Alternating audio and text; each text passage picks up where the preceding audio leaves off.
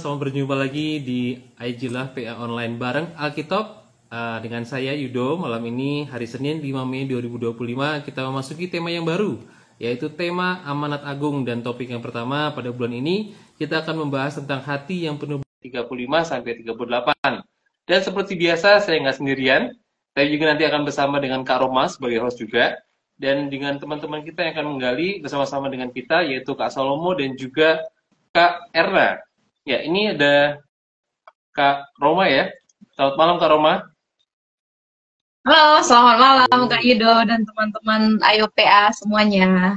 Ya. Sampai ketemu, senang ya ketemu lagi di bulan yang baru, bulan Mei. Iya. Dan ini juga nggak lupa ingetin teman-teman untuk buka Alkitabnya ya Kak Rom ya. Yap. Dari Matius pasal 9 ya, supaya kita nanti sama-sama bisa menggali firman Tuhan dari Matius pasal 9 ini. Oke, ini sudah diundang juga teman kita. Oh, masih. Oh, selamat malam Kak Erna. Selamat malam Kak. Iya. Apa suara kedengaran jelas Kak? Suaranya jelas Kak. Oke, puji Tuhan. Tinggal satu lagi ya. Kita akan undang Salomo. Ini kan kita sedang setelah Paskah gitu ya.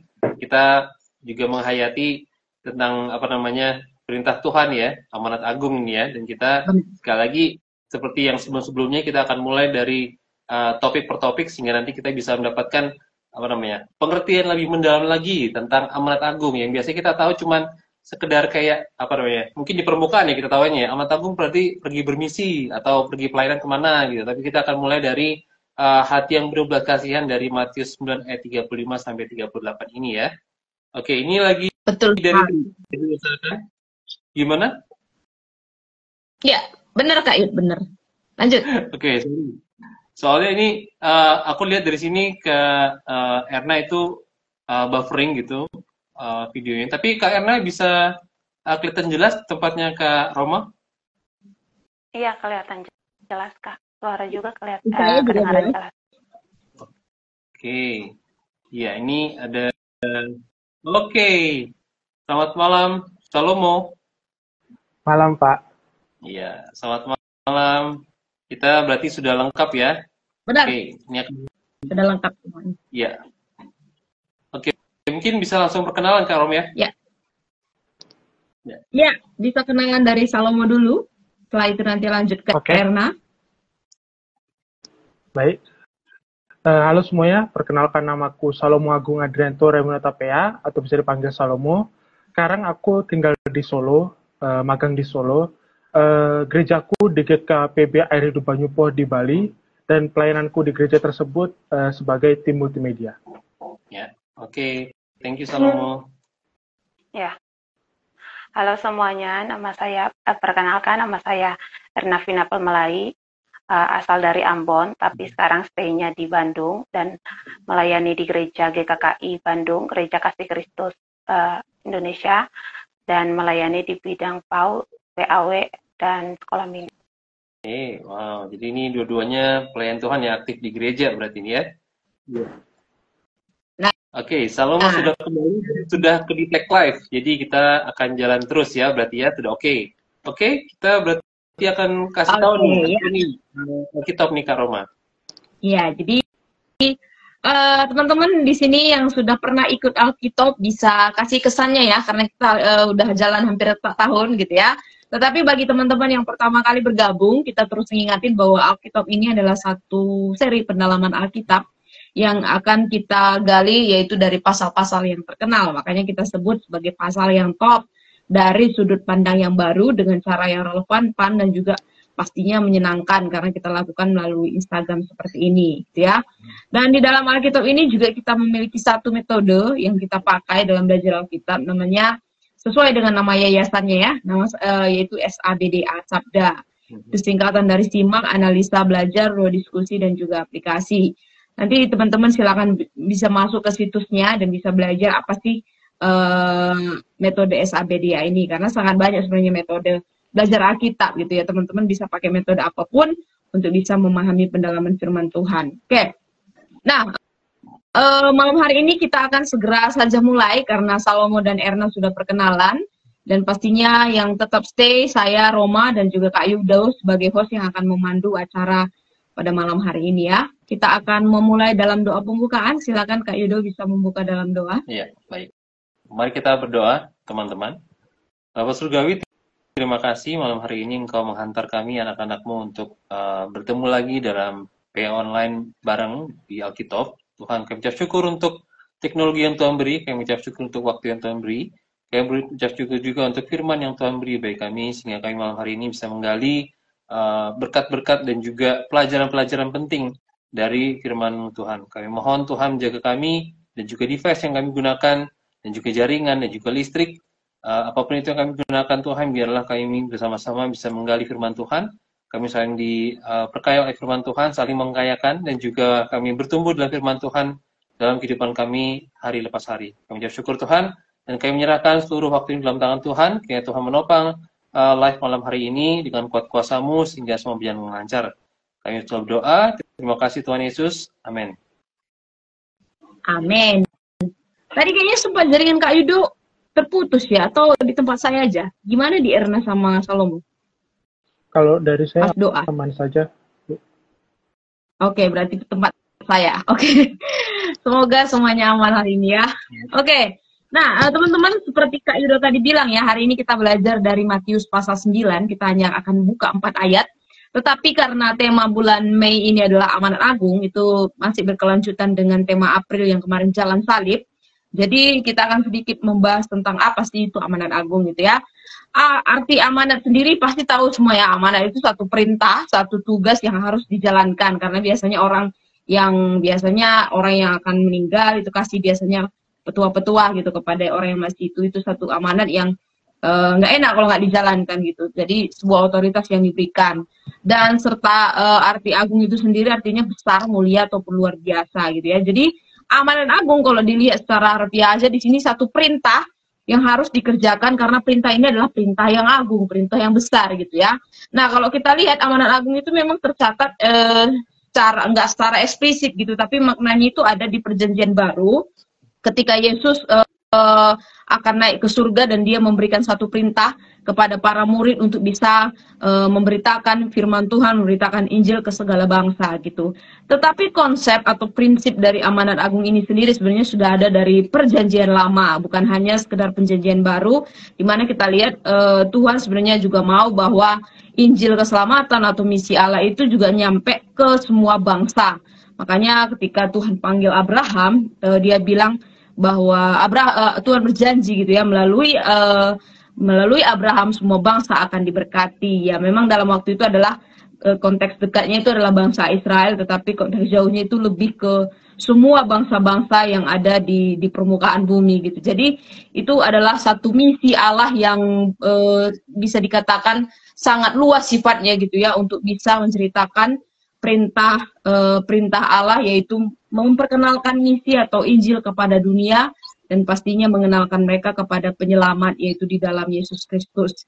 Jadi amanat agung ini sekali penting karena ini menjadi satu misi dan kegerakan bagi orang percaya, baik bagi orang-orang saat itu yang ada ketika Yesus memberitakan sebuah amanat agung dan juga kepada gereja masa sekarang gitu ya. Jadi kalau ada gereja yang tidak melaksanakan amanat agung, bisa kita evaluasi apa gereja ini maksudnya apakah masih mengikuti tradisi dari apa yang Yesus katakan atau masih sudah tidak lagi gitu. Jadi amanat agung ini adalah satu perintah yang sampai Yesus datang kali kedua harus terus dijalankan atau terus dilakukan gitu.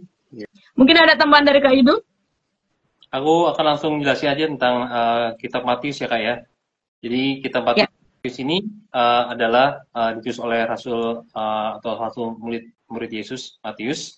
Dan ini ditulis secara umum untuk audiens Yahudi. Jadi dia menggunakan banyak istilah-istilah Yahudi. Bahkan ketika dia menggunakan untuk kerajaan Allah, dia menggunakan frasa itu kerajaan surga. Karena orang Yahudi itu pantang gitu ya menyebut nama Allah mereka gitu ya. Jadi ganti kerajaan surga. Kemudian juga kalau kita teman-teman baca dari Matius 8 dan 9, teman-teman akan lihat bahwa dua pasal ini berbicara banyak tentang otoritas Yesus atas sakit penyakit, atas kematian, atas dosa, atas alam, dan juga kuasa jahat, dan juga hidup manusia. Jadi ini adalah pasal yang bahas tentang kedaulatan atau otoritas Yesus terhadap alam gitu ya.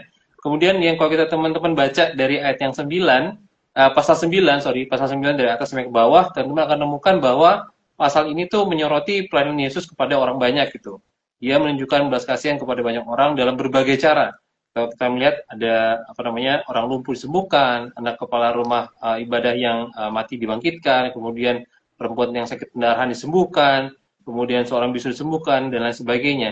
Jadi ini adalah pasal yang sangat-sangat menekankan pandangan Kristus terhadap orang-orang atau bangsa Israel saat itu ya, yang mereka benar-benar tidak punya pegangan gitu. Jadi dia Tuhan Yesus menjadikan dirinya atau dia melihat bangsa Israel ini benar-benar dalam satu sudut pandang yang penuh dengan belas kasihan. Nah, jadi nanti teman-teman juga bisa lihat ayat 13 waktu Tuhan Yesus memberikan respon terhadap orang Farisi gitu ya. Tuhan Yesus bilang jadi pergilah dan pelajarilah arti firman ini yang hendakilah belas kasihan dan bukan persembahan gitu kan. Jadi itu adalah respons Tuhan Yesus atau pandangan Tuhan Yesus terhadap orang Israel, terutama orang berdosa gitu. Jadi dia memanggil orang berdosa datang padanya karena dia melihat bahwa orang sakitlah yang membutuhkan tabib gitu ya, bukan orang yang sehat gitu, untuk merespons orang-orang Farisi yang memandang mengapa Tuhan Yesus mau makan bersama-sama dengan orang berdosa dan sebagainya. Nah, itu adalah gambaran umum dari pasal 9 yang kita akan gali bersama pada malam hari ini. Jadi tanpa panjang lebar lagi, kita akan membaca Matius 9 ayat 35 sampai 38 ya. Mungkin dari Kak Erna dulu ayat 35 sampai 36, kemudian nanti Kak Salomo ayat 37 sampai 38. Itu silakan dari Kak Erna dulu. Ya, Matius pasal 9 ayat 35 sampai 36. Demikianlah Yesus, perikopnya belas kasihan Yesus terhadap orang banyak. Demikian ayat 35, demikianlah Yesus berkeliling ke semua kota dan desa, ia mengajar dalam rumah-rumah ibadat dan memberitakan Injil kerajaan surga serta melenyapkan segala penyakit dan kelemahan. 36, melihat orang banyak itu, tergeraklah hati Yesus oleh belas kasihan kepada mereka, karena mereka lelah dan terlantar seperti domba yang tidak bergembala. Ayat 37 sampai 38, maka katanya kepada murid-muridnya, tuaian memang banyak, tetapi pekerja sedikit. Karena itu, mintalah kepada Tuhan yang mempunyai tuaian itu, supaya ia mengirimkan pekerja-pekerja untuk tuaian itu. Ya, jadi kita sudah baca 4 ayat ya, dari Matius 9 ayat 35 sampai 38. Sangat sedikit ayatnya, tetapi ketika kita gali nanti pasti akan sangat kaya artinya ya. Kita akan mulai dengan langkah simak dulu ya, bersama dengan Erna dan juga Salomo. Kita akan mulai nanti dengan langkah simak. Silakan teman-teman di rumah, sangat bisa untuk berpartisipasi, bergabung dengan menuliskan apa yang sedang kita gali di kolom komentar ataupun menanggapi ayat-ayat yang sedang kita simak satu persatu sampai nanti bagian aplikasi gitu ya. Jadi teman-teman bukan hanya menyimak saja tapi silakan dibagikan di kolom komentar. Oke, silakan Kak Yud.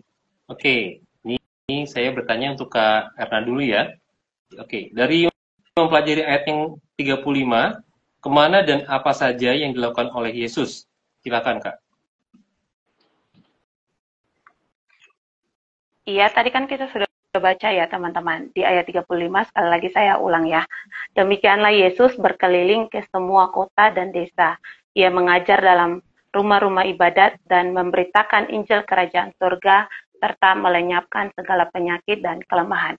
Jadi kalau ditanya kemana Yesus dan apa saja yang dilakukan Yesus, yang pertama kita temukan adalah Yesus berkeliling ke semua kota dan semua desa. Dan apa yang dilakukan Yesus?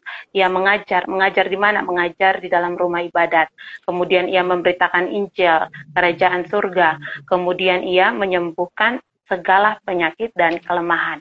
Jadi kalau kita baca di ayat 35 ini, Yesus berkeliling, kalau kita baca bahasa aslinya, kita temukan bahwa ini adalah tindakan yang aktif ya, yang terus-menerus ia lakukan. Ia tidak stuck di satu tempat saja, tetapi ia berkeliling, bahkan di semua desa dan kota. Di sini, di Galilea sini, bagaimana pelayanannya berkeliling memberitakan Injil kerajaan surga. kemudian bukan saja memberitakan Injil kerajaan surga, tapi ia menyembuhkan yang sakit, bahkan ia memberikan kekuatan bagi yang lemah. Oke, betul sekali. Jadi Tuhan Yesus waktu itu dia berkeliling ya. Kalau teman-teman baca dari ayat 1, itu Tuhan Yesus banyak banget kata-kata yang setelah Yesus pergi dari situ, kemudian ketika Yesus dan banyak hal yang menunjukkan bahwa Tuhan Yesus tidak tinggal di satu tempat gitu. Dia tidak hanya mengajar di satu tempat saja, tapi dia mengajar di banyak tempat. Dan di ayat yang ke-35 ini kita melihat bahwa dia mengajar di 3 tempat gitu ya. Mengajar dalam rumah ibadat, memberitakan, dan yang diajarkan adalah Injil kerajaan surga. Kemudian setelah itu dia juga menyembuhkan segala penyakit dan kelemahan. Jadi nggak hanya yang rohani saja, tapi juga yang secara fisik juga dia layani gitu ya. Oke, silakan Roma. Ya, kita lihat di ayat 36 ya. Ini kepada Salomo. Mengapa hati Yesus tergerak oleh belas kasihan dari ayat 36? Silakan Salomo. Baik, kalau saya baca dari ayat 36, saya baca ulang lagi. Lihat orang banyak itu, tergeraklah hati Yesus oleh belas kasihan kepada mereka. Karena mereka lelah dan terlantar seperti dombanya yang tidak bergembala. Nah, jadi yang saya dapatkan mengapa hati Tuhan Yesus tergerak setelah melihat mereka, karena mereka lelah mungkin karena hidup mereka atau terlantar karena tidak ada pemimpin yang bisa diikuti. Jadi mereka merasa tersesat dan membutuhkan sebuah pemimpin. Nah, maka itulah yang saya lihat mengapa Tuhan Yesus tergerak hatinya untuk membantu mereka menjadi pemimpin rohani bagi mereka supaya menemukan jalan yang benar kembali. Iya, jelas sekali ya. Jika memang kita ngomongin belas kasihan ini sebenarnya lebih ke emosional gitu ya, emosi yang melahirkan sebuah tindakan yang terekspresi melalui kasih sayang dan juga akhirnya dalam tindakan gitu ya. Nah, perasaan belas kasihan inilah yang membuat Yesus itu benar-benar melihat mereka seperti tadi dikatakan lelah, terlantar, domba yang tidak bergembala dan lain sebagainya gitu. Dan kondisi-kondisi ini yang memperhatinkan. Kalau dilihat mungkin ini adalah orang-orang yang kehilangan arah, orang-orang yang kebingungan, dan orang-orang yang sepertinya butuh perlindungan gitu. Dan Yesus melihat ini sebagai sebuah penderitaan, bukan hanya penderitaan secara fisik, tetapi ternyata dalam kehidupan rohani mereka, karena ngomongin gembala nanti kita akan bahas lebih dalam juga, ternyata juga sangat terabaikan gitu ya. Jadi bisa dibilang orang-orang yang terabaikan, dan disinilah emosi yang dimiliki Yesus itu akhirnya terekspresi melalui kasih sayangnya dan terwujud dalam apa yang akan Yesus lakukan di berikutnya. Ya, silakan Kak Yudho, mungkin ada tambahan? Iya, kalau aku ngelihat kata lelah itu bahasa aslinya adalah skulo, itu resah, risau, harass atau distress gitu. Jadi bukan hanya lelah secara fisik, tapi mereka juga kalau bahasa Inggris itu harass ya. Jadi itu kayak mereka tuh kayak diganggu atau mereka tuh kayak dicampakkan gitu dari masyarakat. Jadi ini bukan orang-orang yang orang-orang dalam posisi yang tinggi gitu. Banyak orang yang ikut Tuhan Yesus. Kalau teman-teman juga baca yang tentang Tuhan kasih makan 5.000 orang, 4.000 orang, itu bukan orang-orang yang kaya, tapi orang-orang kebanyakan orang-orang yang nggak punya harapan gitu. Kemudian kata terlantar ini juga kayak kalau kita ngomong tentang domba itu mereka tercerai-berai. Jadi bahasa aslinya itu ripto. Jadi kayak kalau bahasa Inggris rip gitu ya, tercerai-berai gitu diserakan gitu. Jadi mereka nggak punya pemimpin. Dan tadi setuju seperti kata Salomo, mereka membutuhkan pegangan gitu atau pemimpin yang sejati gitu ya. Oke, untuk Kak Erna, melihat hal itu atau melihat orang banyak itu, apa yang Yesus katakan kepada murid-muridnya kalau kita melihat dari ayat yang ke-37? Silakan Kak Erna. Iya, seperti yang tadi teman-teman sudah baca lagi ya, yang maksudnya yang dijelaskan Kak Yudho, bagaimana keadaan orang-orang yang mengikuti Yesus dan orang-orang yang ketika Yesus melihat mereka, kita temukan Yesus bilang ke murid-muridnya seperti ini, kalau kita baca ayat yang ke-37. Maka katanya kepada murid-muridnya, tuaian memang banyak tetapi pekerja sedikit. Nah, Yesus bilang ke murid-muridnya, tuaian memang banyak tetapi pekerja sedikit. Nanti tuaian dan pekerja itu apa yang dimaksud? Mungkin nanti gali lebih dalam lagi ya. Sebentar. Iya, setuju sekali ya. Jelas, tuaian banyak, tetapi pekerja sedikit. Ini satu yang berkebalikan gitu ya. Dan ini satu bencana satu hal yang merugikan mempunyai tuayan kalau kita melihat di apa namanya di zaman Israel ya. Zaman Tuhan Yesus itu kalau mereka musim panen, mereka pasti punya apa namanya penuai-penuai gitu ya. Dan kalau kita ngelihat kayak di banyak cerita ya di Alkitab itu ada penuai-penuai itu penuai yang ini yang bayaran gitu atau mereka orang-orang upahan. Jadi mereka bukan tetap kerja itu tapi mereka dipanggil untuk dibayar untuk bisa menuai tuayan itu tepat waktu. Jadi juga bicara tentang waktu ya. Sehingga si yang punya tuayan ini bisa dapatkan hasilnya itu sesuai dengan luas bidang tanahnya dan juga apa namanya hasil panennya itu tidak busuk kalau kelamaan di apa namanya di ladang gitu ya. Oke, silakan Kak Roma. Ya, jadi kata sedikit di sini aku tambahkan bahwa ada beberapa penafsir yang katakan malah hampir nggak ada gitu ya. Jadi bukan hanya sedikit masih bisa dihitung, tetapi memang hampir hilang semua pekerjaannya gitu. Nah, kita akan lihat nanti di bagian itu di bagian berikutnya ya. Menurut Yesus dalam ayat 38, kepada siapa mereka harus meminta pekerja-pekerja untuk mengerjakan tuayan itu tadi? Silakan Salamo. Oke.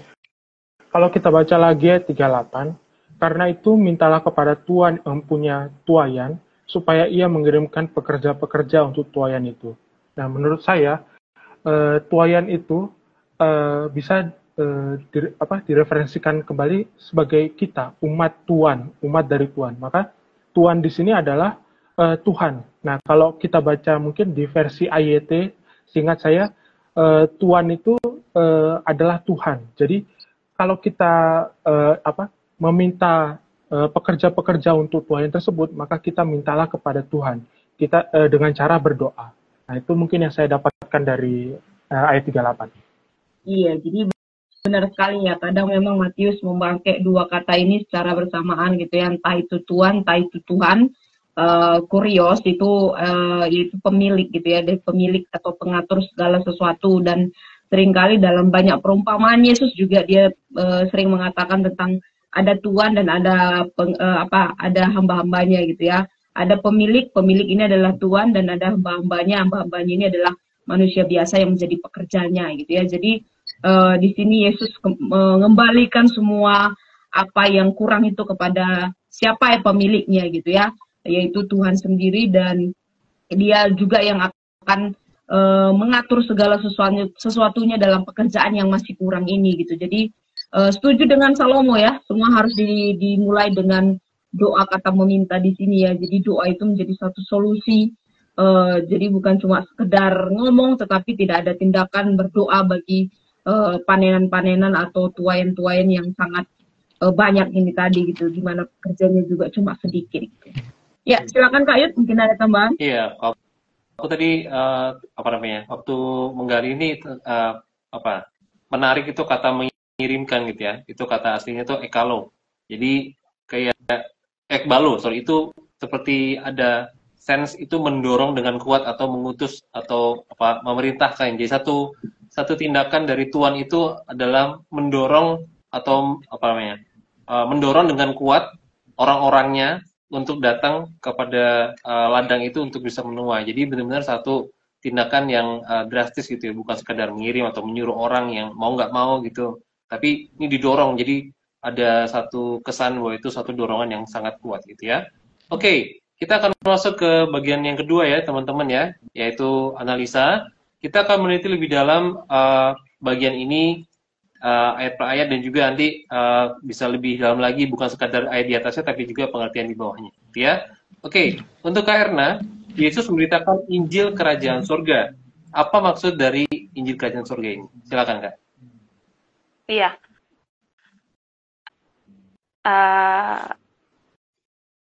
Tadi kan sudah dibuka Kak Yudo ya yang di awal bahwa pendahuluan di kitab Matius pasal 9 ini, bagaimana Matius menulis kepada orang-orang Yahudi dan dia memakai istilah kerajaan surga. Jadi sebenarnya istilah kerajaan surga ini adalah Injil kerajaan surga ini adalah kabar baik tentang pemerintahan Allah yang datang melalui Mesias, yaitu tentang Yesus Kristus itu. Jadi Injil kerajaan surga itu bagaimana itu adalah Injil kerajaan Allah tentang kedatangan dalam diri Yesus. Kalau kita mau bandingkan juga dalam dalam Markus 1 ayat 15 itu. Kemudian ini Matius juga menggambarkan Yesus itu adalah Raja Mesianis yang dijanjikan dalam Perjanjian Lama. Jadi kalau teman-teman baca di Perjanjian Lama, banyak nubuatan-nubuatan dalam kitab Yesaya, bahkan Daniel, yang menubuatkan tentang Mesianik itu. Jadi kalau kita mengerti Injil Kerajaan Surga, kalau teman-teman baca di kitab Matius, berarti itu adalah Kerajaan Allah, atau Kerajaan Surga itu kabar baik tentang Kerajaan Allah. Jadi itu adalah keselamatan atau pengampunan dosa atau pembaruan hidup yang tersedia melalui iman kepada Yesus. Jadi teman-teman kalau temukan di di kitab Matius khususnya kalau pakai Injil Kerajaan Surga, berarti teman-teman juga harus tahu bahwa Injil Kerajaan Surga itu apa sih? Itu kabar baik tentang pemerintahan Allah yang datang melalui Yesus Kristus.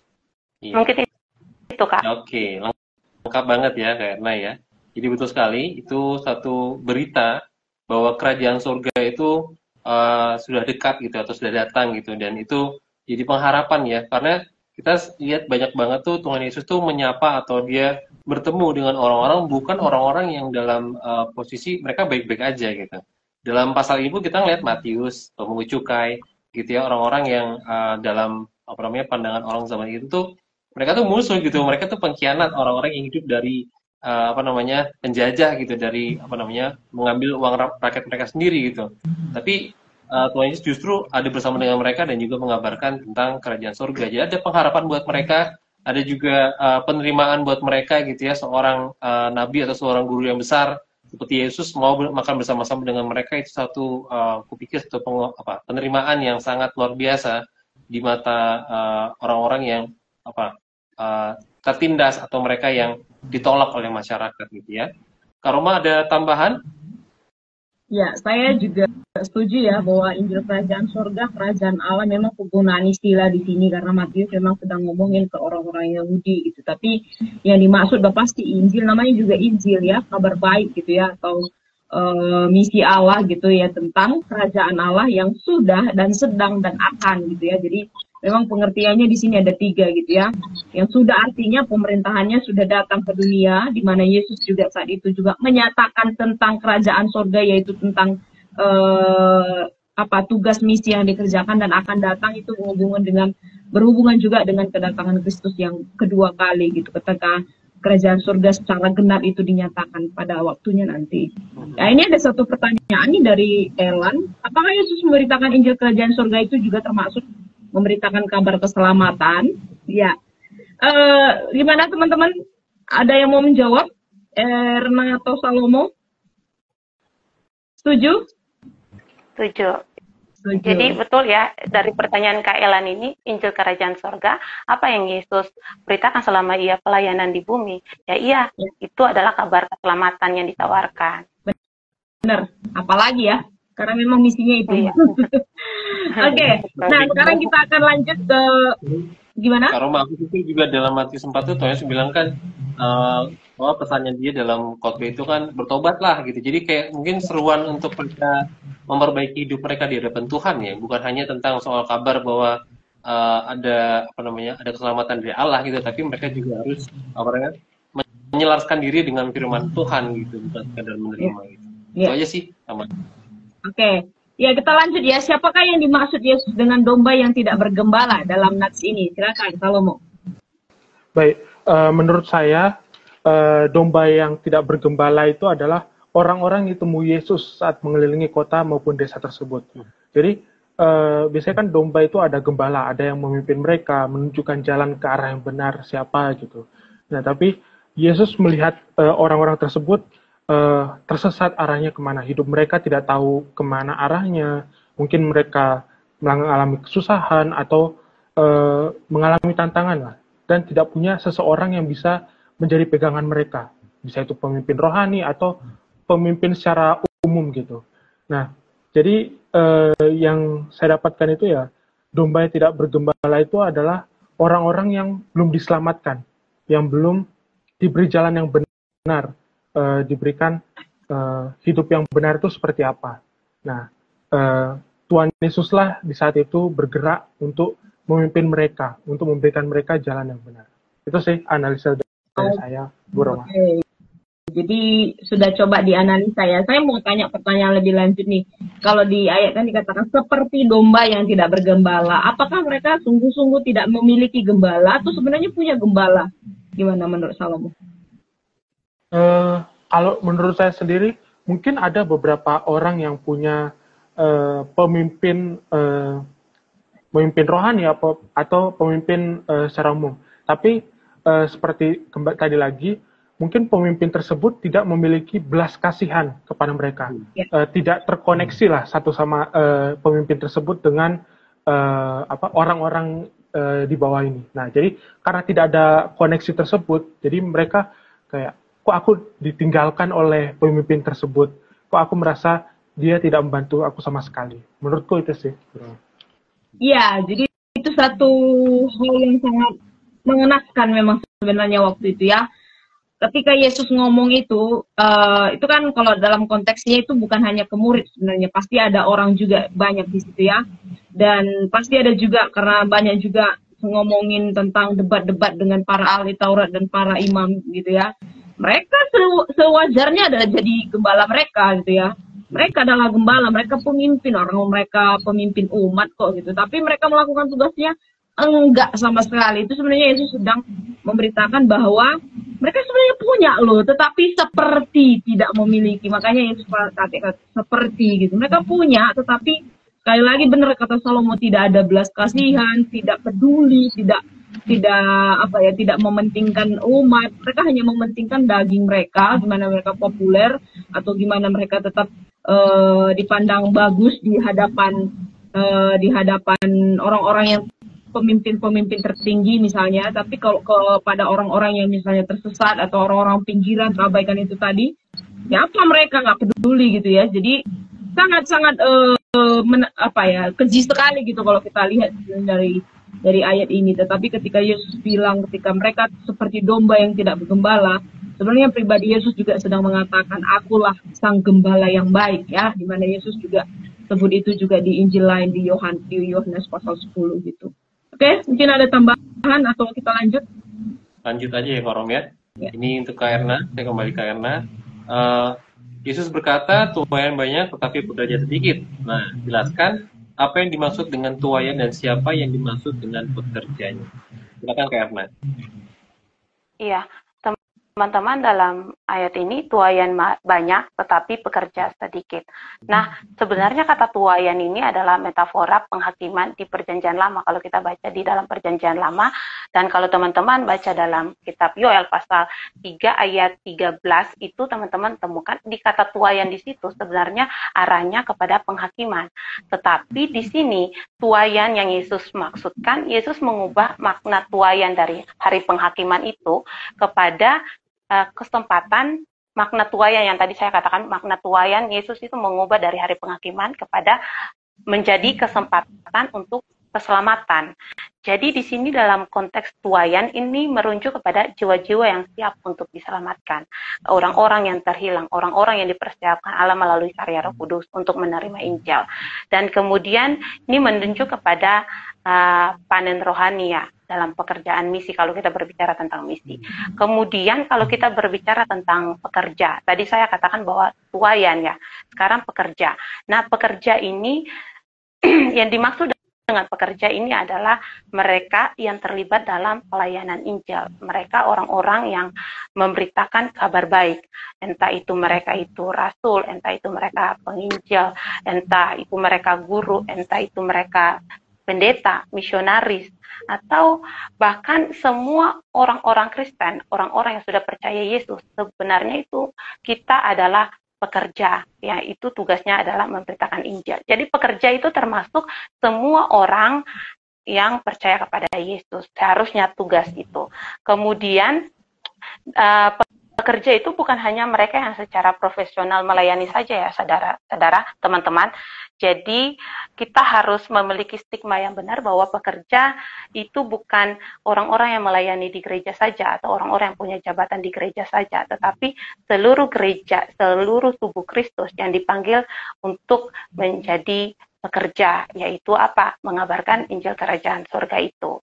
Jadi makanya di sini bilang pekerja sedikit. Ini menunjukkan kekurangan orang, saudara, ke teman-teman, kekurangan orang yang bersedia merespon panggilan Allah untuk menyampaikan Injil, kekurangan orang untuk merespon panggilan Allah untuk memberitakan kabar baik, untuk berdoa. Makanya di ayat ini katakan bahwa tuaian banyak, orang-orang yang mau menerima Injil itu banyak, tetapi pekerja sedikit. Orang-orang yang merespon panggilan Allah untuk siap memberitakan Injil itu sangat sedikit. Yeah. Aku setuju banget dari Kak Erna ya. Lengkap banget. Jadi memang seperti yang dibilang Kak Mili, kita lihat kita semua yang dipanggil untuk menjadi pekerja di ladangnya, untuk membuat terang dan kasih ke seluruh dunia ya. Jadi ini satu suara dengan Kak Erna tadi ya. Ada tuaian banyak orang-orang yang siap mendengar Injil, orang-orang yang siap menerima Kristus, tetapi orang-orang yang pergi, mereka pekerja-pekerjanya sedikit sekali gitu. Jadi itu ada satu dilema gitu ya, dalam satu waktu yang memang dalam satu sisi itu urgent, tapi di sisi lain juga butuh banyak orang yang dilatih, orang yang mau, orang yang siap untuk pergi dan menjadi pekerja-pekerjanya ya. Oke, silakan dilanjutkan Kak Roma. Ya. Di bagian analisa terakhir, siapakah yang dimaksud tuan yang mempunyai tuaian? Silakan Salomo. Baik, tadi kan kita sudah bicara tuaian itu siapa. Jadi tuaian itu adalah orang-orang yang siap menerima Injil, siap menerima berita baik tentang keselamatan. Jadi kan keselamatan itu datang dari kerajaan Allah. Jadi menurutku siapa itu tuan yang punya tuaian, yaitu Allah sendiri. Allah yang mengutuskan Yesus untuk memberitakan Injil keselamatan tersebut agar kita percaya, agar kita menerima keselamatan tersebut. Nah,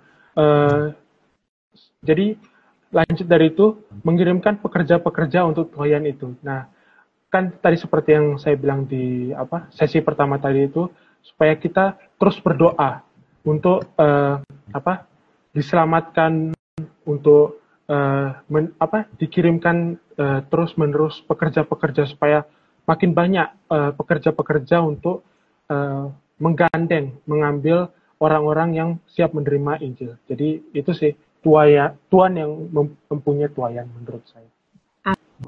Amin. Jadi di sini bukan kita ya, bukan kitanya yang menjadi pemiliknya gitu ya, tetapi sebenarnya kita adalah anak-anak yang dimiliki oleh Tuhan kita yang sejati, yaitu Tuhan kita gitu ya. Dan di sini pun ngomongin sebenarnya ini bukan satu rencana manusia gitu ya, tapi ini rencana agungnya Allah gitu ya. Kalau masuk ke amanat agung, kalau masuk ke perintah Allah, ini ya perintahnya Allah gitu ya. Ini satu yang Allah kehendaki gitu ya, supaya orang-orang yang siap diselamatkan itu harus kembali kepada pemiliknya, mengenal siapa pemiliknya, mengenal siapa tuannya, mengenal siapa kuriosnya gitu ya, yang penguasa atau penciptanya, karena kita diciptakan segambar dan serupa dengan dia dan harus kembali untuk mengenal dia gitu. Oke, ini ada satu tanggapan lagi juga dari Feby. Bu Feby, banyak yang terpanggil, tapi sedikit yang terpilih, gitu ya. Benar sekali. Kalau teman kita Galia ya, memang ladang sudah menguning, tetapi lagi-lagi ya sedikit yang terpilih gitu ya. Walaupun banyak yang dipanggil, ini ngomongin juga tentang tentang pemilihan gitu ya, konsep pemilihannya Allah. Nah, kita akan lanjut ke bagian belajar, teman-teman. Silakan bisa dibagikan pelajaran-pelajaran yang didapatkan dalam langkah yang ketiga ini. Oke, silakan Kak Yuk. Ya, di langkah ketiga ini kita akan menyimpulkan pelajaran-pelajaran dari penggang kita tadi ya. Kak Erna, silakan simpulkan bagaimana keadaan orang banyak yang sedang dilayani saat ini. Silakan Kak.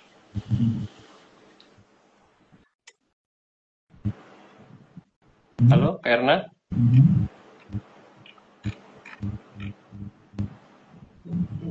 Oh.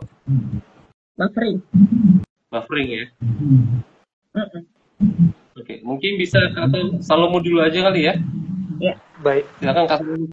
Simpulkan bagaimana keadaan orang banyak yang sedang Yesus lain saat itu. Silakan. Baik. Eh, Kalau yang saya dapatkan dari sini, mungkin saya juga ngambil dari perikop-perikop sebelumnya di pasal 9. Jadi saat itu banyak sekali orang-orang yang sakit, banyak sekali orang-orang yang hidupnya tersesat dan membutuhkan bantuan. Jadi seperti kayak tadi Pak Yudo bilang, ada orang lumpuh, ada perempuan yang sakit pendarahan, bahkan ada anak kepala rumah ibadat yang mengalami kesakitan. Bahkan sudah mati, tapi dibangkitkan oleh Tuhan Yesus. Jadi itu sih menurut saya keadaan-keadaan orang-orang pada saat pada saat Yesus mengelilingi kota-kota dan desa-desa tersebut. Masih banyak sekali orang yang membutuhkan pertolongan. Nah, di sanalah Yesus memberikan jalur, memberikan keselamatan bagi mereka. Itu sih Pak Yudo. Iya. Oke, jadi betul ya, itu ada pemimpin agamanya, tapi mereka tidak memberikan apa yang dibutuhkan oleh orang-orang ini ya. Bahkan kita ngelihat di Yohanes pasal 3, kita ngelihat Tuhan Yesus mengecam atau ngomong ke Nikodemus, kamu pengajar Israel masa nggak tahu tentang itu? Jadi itu untuk ngebahas tentang kelahiran baru. Dan juga di Matius 23, 13-15, Tuhan Yesus mengecam orang-orang Farisi yang mereka menahan orang-orang untuk masuk ke dalam kerajaan surga gitu. Padahal mereka sendiri nggak mau masuk gitu ya. Jadi ada pemimpin agama seperti yang teman-teman bahas, tapi mereka tidak menjalankan fungsi mereka sebagai pemimpin yang membawa kepada kebenaran. Nah ini Kak Erna sudah kembali. Selamat malam Kak Erna. Baik-baik saja? Iya, selamat malam Kak. Iya. Sorry Kak tadi nge-freeze ya, agak ya. Iya. Oke, nggak apa-apa. Oh iya. Iya, silakan Kak Roma dilanjutkan Kak. Oke, ini saya juga buffering nih beberapa kali. Iya, kita lihat di bagian berikutnya ya. Jadi setelah kita melihat bagaimana keadaan mereka saat itu yang sangat terlantar dan susah sekali, seperti domba yang memang rentan gitu ya, ketika tuannya tidak menjaganya pasti akan terlantar. Sekarang pelajaran apa yang bisa kita ambil dari melihat sikap hati yang Yesus tunjukkan kepada orang-orang yang sedang dia layani saat itu? Silakan Erna. Iya, teman-teman, kalau kita perhatikan lagi di ayat yang kita sudah baca, konteks yang kita sudah baca dari ayat 35 sampai ayat yang ke-38, kita bakalan temukan hal atau pelajaran apa yang kita bisa ambil dari pelayanan Yesus ini. Pertama adalah kita bisa melihat hati Yesus tergerak bukan oleh kepentingan diri, tetapi oleh belas kasihan. Menurut King James Version, bahwa di sini memakai kata compassion, itu sampai ke dalam batin ia merasakan apa yang mereka alami. Dan kita harus melihat hal yang sama, karena pelayanan kalau tidak didasari oleh belas kasihan atau compassion, itu pelayanan akan bersifat kaku dan sebagai rutinitas belaka. Makanya kita harus perlu pelajari dari sikap Kristus, yaitu yang pertama harus memiliki belas kasihan untuk melayani. Tadi teman-teman sudah jelaskan juga dari kakak-kakak sudah jelaskan juga bagaimana yang tadi bahwa seperti domba yang kehilangan gembala, seperti orang-orang yang tidak memiliki pemimpin yang benar untuk mengarahkan ke arah yang lebih baik kan.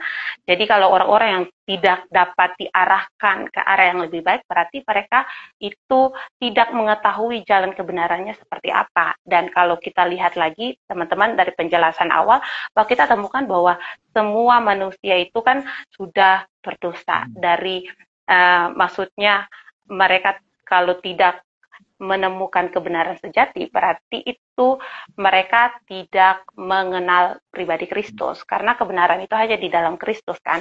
Jadi kalau dari awal manusia sudah berdosa, kalau kita baca itu ada istilah nama total depravity, jadi kerusakan total itu bagaimana manusia itu rusak, segala aspek dalam kehidupan manusia itu rusak, baik itu akal, tidak mampu untuk memahami kehendak Allah ya, yang benar, baik itu kehendak itu rusak juga kalau manusia tidak ingin datang kepada Allah, perasaan lebih mencintai kegelapan daripada terang, tindakan terus memberontak terhadap Allah. Jadi segala aspek dalam kehidupan manusia itu rusak, dan untuk memulihkan semuanya itu apa? Mengenal namanya Kristus. Jadi Allah memberikan kasih karunia itu kepada orang yang hilang itu, yaitu kasih karunia itu, dan kalau kita mengenal kasih karunia, kita dipulihkan. Makanya, kalau kita sudah dipulihkan, kita belajar dari pribadi Yesus, harus memiliki belas kasihan juga. Yesus memiliki belas kasihan. Kita mengenal pribadi Yesus kalau memiliki belas kasihan, patutlah kita juga memiliki belas kasihan juga untuk melayani orang lain. Itu yang pertama yang dipelajari ketika dari konteks ini, dari pelayanan Yesus. Dan yang kedua adalah ia mendekati mereka. Waktu kita baca di ayat yang ke-36 itu kita temukan bahwa ia mendekati mereka. Kemudian ia mengajar, bahkan menyembuhkan. Jadi di dalam pelayanan kita bukan saja untuk hanya berbicara, tetapi butuhkan action, satu tindakan untuk dekat kepada orang yang kita layani. Bukan Yesus cuma berkata-kata, tetapi apa tindakan Yesus? Yesus mendekati mereka, Yesus menyembuhkan mereka, Yesus mengajar mereka. Baiknya pelayanan kita juga sama hal dengan Yesus. Baiknya kita datang penuh dengan belas kasihan, kita mendekati mereka, kita dapat mengajar kebenaran kepada mereka. Bahkan mungkin kalau kita membantu mereka, mungkin kalau kita nggak membantu secara finansial, kita dapat mendoakan mereka kalau mereka sakit. Dan kita percaya, sebagai orang percaya, doa mengubah segala sesuatu, doa ada mujizat. Dan kita bisa melakukan hal itu kepada mereka. Kemudian hal ketiga yang kita pelajari dari sikap Yesus untuk melayani adalah, mari kita memiliki hati seperti Kristus. Bukan karena kewajiban saja, tetapi karena kita didasari oleh belas kasihan. Jadi 3 poin penting itu yang saya dapat dari pelayanan Yesus ya. Bagaimana di awal Yesus tergerak oleh belas kasihan sehingga melakukan semuanya itu, mendekati orang-orang banyak itu dan mengajar mereka tentang kebenaran dan juga menyembuhkan, dan miliki hati sama seperti Kristus juga yang pandang orang banyak dengan belas kasihan, sehingga kalau kita melayani juga kita didasari oleh kasih Kristus. Itu mungkin Kak. Amin. Ya, 3 poin yang sudah sangat jelas kayaknya ya, yang sudah disampaikan oleh Erna sehubungan dengan belas kasihan, aksi nyata, dan juga bagaimana Yesus juga melakukan tindakan kasihnya gitu ya. Satu poin yang menurutku sangat menarik karena tema kita amanat agung ya, ketika di ayat terakhir dia ngomong ke muridnya gitu ya. Jadi Yesus memang kita lihat memang dia sangat berbelas kasih gitu, tapi dalam bagian ini Yesus nggak pernah melewatkannya. Dia mengajar gitu ya, dia mengajar murid-muridnya gitu. Jadi sebenarnya Yesus sedang transfer apa yang dia lakukan gitu untuk murid-muridnya, satu kelak juga akan lakukan gitu. Jadi itulah amanat yang menurut saya itu jadi satu perintah bagi murid-muridnya, kelak juga akan mengerjakan apa yang Yesus lakukan, punya belas kasihan, punya aksi nyata, dan terjun dalam lapangan pelayanan untuk menuntaskan misi gitu. Jadi di sini ada satu keterlibatan murid-murid ya, bukan hanya ada Yesus saja, tetapi murid-murid yang diajar untuk sampai satu kelak nanti mereka juga boleh menyelesaikan misi Allah. Dan itulah amanat agung ya, untuk kerajaan Allah bisa dinyatakan dan terus bermultiplikasi orang-orang yang bisa percaya kepada Allah. Oke, kita akan masuk ke langkah diskusi, tapi ini dulu ada tanggapan sih sebenarnya, saya akan bacakan ya. Kita dari Mili nih, kita semualah yang dipanggil menjadi pekerja di ladangnya untuk membawa terang kasih Kristus ke seluruh dunia. Dari Pak, ini tadi sudah, dari Mili lagi, pelajaran yang saya dapatkan, belas kasihan sejati bukan sekedar perasaan saja, tetapi juga melalui tindakan nyata dalam pelayanan. Dari ketiga hal yang besar, iman, pengharapan, kasih, yang terbesar adalah kasih, dari Bu Febi. Oke, silakan Kak Yud. Oke, kita akan masuk ke bagian keempat, kita akan berdiskusi. Jadi ada beberapa pertanyaan, 2 pertanyaan ini yang akan kita diskusikan sama-sama.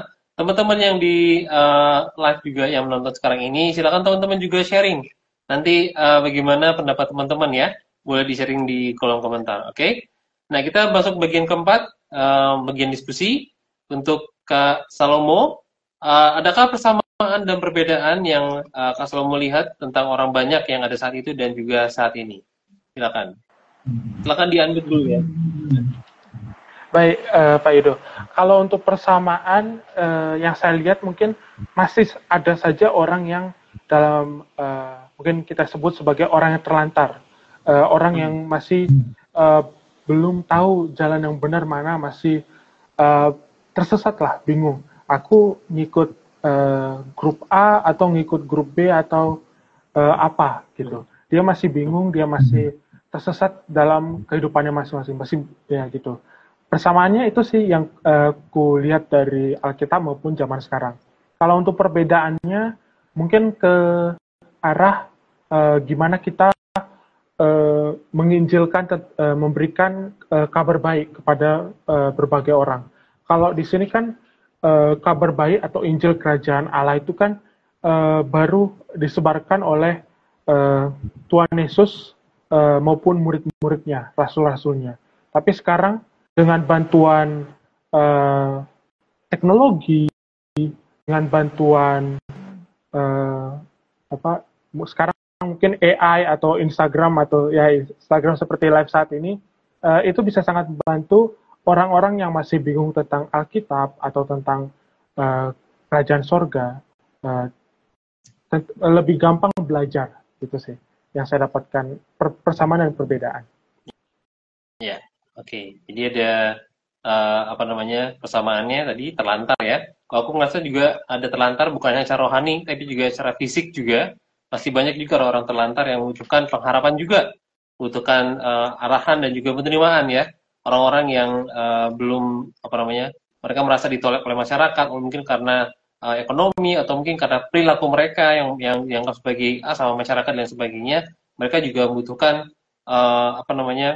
kasih, atau mereka membutuhkan belas kasihan Tuhan. Kemudian mungkin perbedaannya kalau aku melihatnya tuh tantangan sosial dan budayanya beda gitu ya, beda banget jelas karena zaman dulu mungkin mereka orang Yahudi mereka sangat kental dengan budaya Yahudi. Kalau sekarang kita ada banyak sekali pandangan-pandangan dunia yang membentuk kehidupan seorang, tapi itu juga sama-sama membuat mereka tuh terlantar atau mereka bingung gitu mana yang harus diikuti, mana yang harus dijalani dalam kehidupan mereka gitu ya. Setuju dengan Salomo. Silakan Kak Roma. Oke, kita bagian berikutnya ya. Sekarang tentang hati nih, kita coba diskusikan. Apakah memiliki hati yang penuh belas kasihan penting dalam pelayanan? Ini relevansinya zaman sekarang ya. Kalau penting mengapa, kalau nggak penting mengapa? Silakan dari Erna. Iya, teman-teman kalau tanya bahwa dalam pelayanan itu penting nggak sih kita memiliki hati yang dengan belas kasihan? Jawabannya itu adalah sangat penting. Kenapa? Tadi saya sudah bilang juga, kalau kita pelayanan tidak disertai dengan belas kasihan, pelayanan itu tidak sampai ke hati. Jadi pelayanan dari hati ke hati. Dan kalau kita tidak didasari oleh belas kasihan juga, bakalan pelayanan itu terasa kaku, itu jadi formalitas belaka, itu tidak menyentuh hati yang tadi saya katakan. Dan kemudian kalau kita melayani dengan belas kasihan, berarti kita juga mengasihi mereka. Berarti atas dasar kasih juga, karena kita melayani mereka dengan kasih Kristus. Itu mencerminkan Kristus. Kalau kita baca di Korintus pasal yang ke-13, 1 Korintus pasal yang ke-13 itu kan dari ayat 1 sampai 3 itu menekankan tentang kasih. Berarti belas kasihan ini sebenarnya adalah buah roh bagaimana yang kita cerminkan. Dan kalau kita melakukan itu dengan atas dasar kasih, berarti kita melakukan pelayanan kembali lagi tujuannya untuk memuliakan Tuhan. Jadi semua pelayanan, apakah kalau mau ditanya, apakah memiliki hati yang penuh dengan belas kasihan itu sangat penting dalam pelayanan kita? Jawabannya itu adalah sangat penting dan harus penting. Penting banget gitu, Kak. Ya, penting banget ya. Jadi sebenarnya pertanyaan ini cukup retoris ya. Penting gitu, sebenarnya kita udah tahu ya, nggak ngomongin konteks rohani aja pun orang pasti selalu bermasalah dengan hati ya, misalnya sakit hati, hancur hati dan lain sebagainya gitu ya.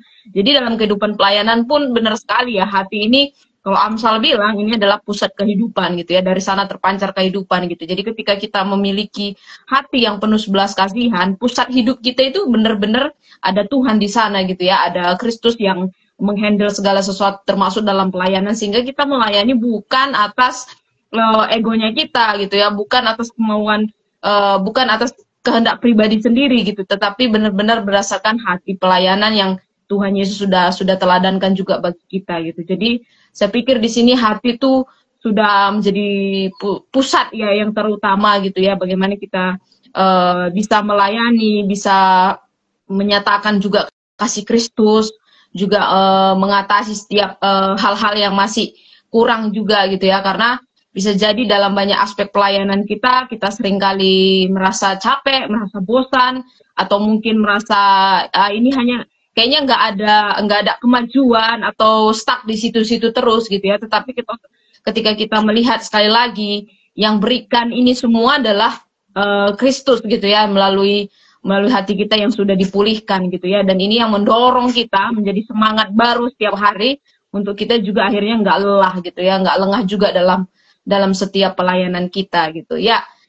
Saya setuju sekali sih, hati ini adalah pusat gitu, dan itu sangat penting gitu ya untuk kita semakin semangat terus di dalam melayani, dalam pelayanan apapun itu, nggak cuma ngomongin di gereja, altar atau semacamnya yang kita lihat di gereja gitu, tapi dalam hal-hal kecil, termasuk mungkin untuk menolong orang lain, mendengar orang lain, berdoa bagi orang lain, itu juga sangat penting sekali gitu.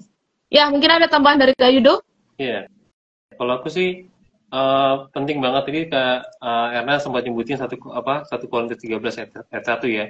Itu nyebutin tentang begitu banyak karunia sebenarnya, tetapi tidak berguna kalau tidak memiliki kasih gitu. Jadi suatu hal yang sangat krusial banget dalam pelayanan, dan juga itu aku pikir ya, itu benar-benar bukan suatu kemampuan dari dalam diri sendiri gitu. Itu harus minta kepada Tuhan untuk hati yang belas kasihan gitu. Karena kalau kita tidak memiliki hati yang belas kasihan, ya sama aja, itu kayak yang Paulus bilang, itu kayak gong yang berkumandang dan cana yang bergincing ya. Cuman bunyi doang, cuman kelihatan sibuk doang, tapi nggak ada intisarinya begitu Kak Roma. Ya, oke. Nah, kita akan masuk di bagian paling akhir dan bagian paling penting untuk kita bisa lakukan firman ini, bukan hanya sampai di otak kita, tapi juga sampai di hati kita dan terpancar melalui tindakan kita. Belajar dari teladan Yesus, sudahkah teman-teman memiliki hati yang berbelas kasihan? Jika ya, tindakan apa yang akan teman-teman lakukan dalam hidup pelayanan teman-teman? Silakan dari Salomo dulu deh. Baik, Bu Roma. Kalau dari saya, aplikasi terkait gimana cara mengaplikasikan pelayanan untuk kepada orang-orang. Kalau di saya sendiri, mungkin di gereja saya itu kan setiap Kamis itu ada PD, perkumpulan doa. Jadi kami itu saling menceritakan masalah yang kita hadapi, apa saja, apa mungkin kenapa bisa terjadi tersebut, dan mungkin ada dari teman-teman dari jemaat-jemaat di gereja tersebut juga membantu men-sharingkan mungkin cara yang baik untuk menyelesaikan tantangan tersebut. Nah, mungkin hal itu bisa terjadi, PD itu bisa terjadi, sharing saling antar jemaat itu bisa terjadi karena kami semua memiliki belas kasihan, kami semua punya empati untuk mendengarkan tanpa kalau orang sekarang kan bilang judge gitu. Jadi mereka melihat, mendengarkan dengan baik, mereka, oh ya orang ini punya masalah, mungkin kita lebih baik membantu. Kalau tidak bisa membantu, ya cara paling simple yang saya aplikasikan itu ya berdoa saja. Berdoa kepada Tuhan untuk memberikan mereka kelancaran dalam tantangan tersebut, memberikan jalan keluar, dan semoga supaya ada senyum di wajah mereka pada hari Minggu nanti. Itu sih aplikasi saya. Jadi belas kasihan itu sangat penting seperti tadi Kak Erna bilang. Jadi komitmen kamu akan berdoa? Ya, selalu berdoa. Kalau Erna gimana, Erna? Ya, kalau belajar dari tindakan Yesus atau apa yang kita menjadi komitmen saya dari pelayanan Yesus ini, belajar dari pelayanan Yesus, yang pertama adalah selain dari berdoa yang menurut Kak Salomo ya, yang kedua adalah memberitakan Injil Kerajaan Surga itu. Itu sangat penting ya, karena dalam konteks yang tadi kita sudah baca bahwa pekerja sangat sedikit. Makanya teman-teman, mari kita mau ambil bagian dalam menjadi pekerja untuk memberitakan Injil Kerajaan Surga itu. Maka kita mau belajar sama-sama belajar sama-sama, memiliki hati yang mau belajar akan kebenaran dan mau memberitakan kebenaran itu. Kebenaran apa? Kebenaran tentang Yesus sebagai juru selamat. Jadi kita memberitakan Injil Kerajaan Surga itu, Yesus memberitakan Injil Kerajaan, yaitu kabar baik tentang keselamatan dan pengharapan dalam Allah kan. Berarti kita juga mau untuk terlibat dalam penginjilan atau pembinaan, kalau kelompok-kelompok, kalau saudara-saudara terpanggil untuk, atau teman-teman terpanggil untuk melayani Tuhan, berarti teman-teman mari hidup dalam panggilan itu terus dan jangan lari dari panggilan itu, berjalan dalam panggilan itu untuk memberitakan Injil Kerajaan Surga. Karena apa teman-teman tadi yang ayat yang kita sudah baca, pekerja sangat sedikit, tapi banyak tuaian yang harus dituaikan. Jadi mari untuk terlibat dalam misi Allah, Missio Dei. Jadi kita mau terlibat dalam memberitakan Injil Kerajaan Surga itu kepada banyak orang. Itu pertama ya, yang saya mau komit juga untuk terus memberitakan Injil Kerajaan Surga. Kemudian dari sini juga saya mau belajar untuk terlibat juga dalam mengajar, atau adik-adik saya ya, ada banyak adik-adik saya karena saya salah satu pembina youth di gereja saya juga mau komit untuk mendorong mereka supaya terlibat dalam pekabaran Injil, terlibat untuk berdoa, dan terlibat untuk memberitakan Injil Kerajaan Surga ini. Mungkin itu, Kak. Iya, amin. Terima kasih dari Erna yang cukup banyak beberapa komitmen yang dibagikan dan akan dilakukan juga dalam pelayanan ya, dalam konteks pelayanan Erna di youth ataupun di sekolah minggu. Oke, teman-teman di rumah kalau masih ada yang ingin menanggapi sehubungan dengan aplikasi, sangat masih bisa dituliskan di kolom komentar sebelum kita tutup malam hari ini ya. Karena Salomo dan juga Erna sudah banyak berbagi juga sehubungan dengan bagaimana hati yang penuh belas kasih yang seperti yang sudah dicontohkan oleh Yesus dalam Matius pasal 9 ayat 35 sampai 38 ini. Jadi sekali lagi teman-teman, biarlah kita tidak berputus asa, kita terus maju, semangat. Jangan salahkan keadaan kok seperti ini gitu ya. Tapi tetap punya hati yang berbelas kasihan seperti Yesus, mementingkan kepentingan Tuhan, mementingkan kerajaan Allah gitu ya. Dan banyak hal yang masih bisa kita lakukan untuk kita bisa terlibat dalam tindakan ini gitu ya. Kita mungkin membandingkan lah, kalau Yesus kan Tuhan, dia bisa lakukan A, B, C, D. Lah, kita sekarang pun udah diberikan kuasa oleh Tuhan untuk kita bisa lakukan setiap apa yang sudah Tuhan perintahkan kepada kita gitu ya. Jadi kita juga harus menjalankan amanat yang sudah Tuhan berikan melalui Yesus Kristus untuk kita juga selalu punya hati. Mintalah, kalau saat ini belum punya hati untuk melayani, minta. Tadi Kak Ibu bilang minta kepada Tuhan gitu ya. Karena hati yang tidak siap dalam pelayanan itu hanya akan jadi kutu, bukan menjadi berkat gitu ya. Dan itu hanya mendatangkan kesia-siaan gitu ya.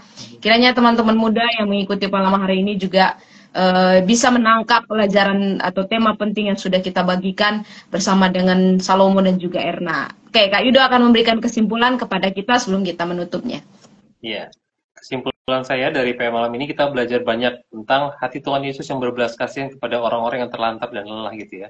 Jadi karena itu teman-teman, kita mesti mengikuti teladan Tuhan Yesus ini. Kita minta hati yang berbelas kasihan kepada mereka yang lelah dan terlantar, dan juga kita merespons tuayan yang banyak ini dengan cara apapun, baik itu meminta kepada Tuhan yang mempunyai tuayan, atau kita juga terlibat sebagai pekerja yang diutusnya dalam generasi ini. Jadi teman-teman, siapkan diri teman-teman dan juga ikuti terus Alkitab ya, supaya kita bisa belajar lebih banyak lagi tentang amanat ini. Thank you. Terima kasih Kak Yudo, terima kasih Kak Salomo, Kak Erna yang sudah menanggapi, yang sudah berbagi pada malam hari ini, dan teman-teman di rumah yang sudah juga tadi ikut menanggapi ya. Ada beberapa, ada Pak Febi, ada Kak Mili, dan juga ada Elan. Ya, mungkin kiranya minggu depan bisa lebih banyak lagi yang bisa bergabung, supaya kita juga boleh belajar bertumbuh bersama-sama. Nah, kita akan tutup untuk segenap rangkaian IOPA malam hari ini. Silakan, saya minta Erna bisa menutup dalam doa. Oh ya, bisa Kak. Ya teman-teman, kita menutup dalam doa. Tuhan Yesus, sekali lagi kami mengucap syukur karena jalannya IOPA ini dari awal sampai akhir kami percaya semuanya dituntun oleh oleh kuat kuasa Roh Kudus-Mu. Kami mengucap syukur juga Engkau memberikan kami semua hikmat dalam memberitakan kabar baik, dalam menguraikan semua penjelasan kami. Kami berdoa untuk program ini biarlah berkepanjangan terus dan orang-orang dapat terberkati melalui pelayanan ini Bapak, atau melalui program ini. Kami berdoa untuk semua admin, pengurus yang terlibat di dalamnya. Tuhan Yesus, Engkau memberkati, berikan ide terus, berikan kreativitas, bahkan berikan hikmat Tuhan dalam menjalankan program ini dengan baik. Bahkan semua penonton di malam ini yang ikut menonton atau belajar sama-sama di malam hari ini, Tuhan, di mana mereka berada, Tuhan Yesus sertai dan Tuhan Yesus lindungi mereka juga. Dan biarlah kami semua mau memiliki hati sama seperti Kristus yang memandang orang-orang lain yang belum mengenal-Mu itu dengan belas kasihan, sehingga kami dapat melayani dengan kasih seperti Kristus, kasih Kristus. Terima kasih Tuhan Yesus. Sekali lagi kami mau menyerahkan setiap kami, bahkan Kak Salomo, Kak Roma, Kak Yudo ke dalam tangan-Mu. Biarlah aktivitas kami setelah ini kami mau taruh ke dalam tangan Tuhan. Di dalam nama Yesus Kristus kami berdoa. Haleluya. Amin. Amin. Terima kasih. Terima kasih banyak juga Kak Yudo, Kak Roma, Kak Salomo, Tuhan berkati. Salam AYPA. Oke teman-teman, kami informasikan bahwa minggu depan kita akan off untuk Alkitab karena memang ada libur gitu ya. Tetapi kita akan ketemu tanggal 19 Mei ya. Jadi 2 minggu dari hari ini kita akan ketemu. Masih berkaitan dengan Amanat Agung, kita akan belajar tentang tema hati yang mencari jiwa terhilang. Nah ini juga berkaitan dengan misi ya, misi Yesus, yaitu di dalam Lukas 15 ayat 1 sampai 10. Dan kalau teman-teman ingin menjadi guest seperti Salomo atau seperti Erna, sangat bisa sekali, jangan takut atau gentar bahwa kita bisa belajar bersama dan nanti akan dipandu oleh tim AYPA.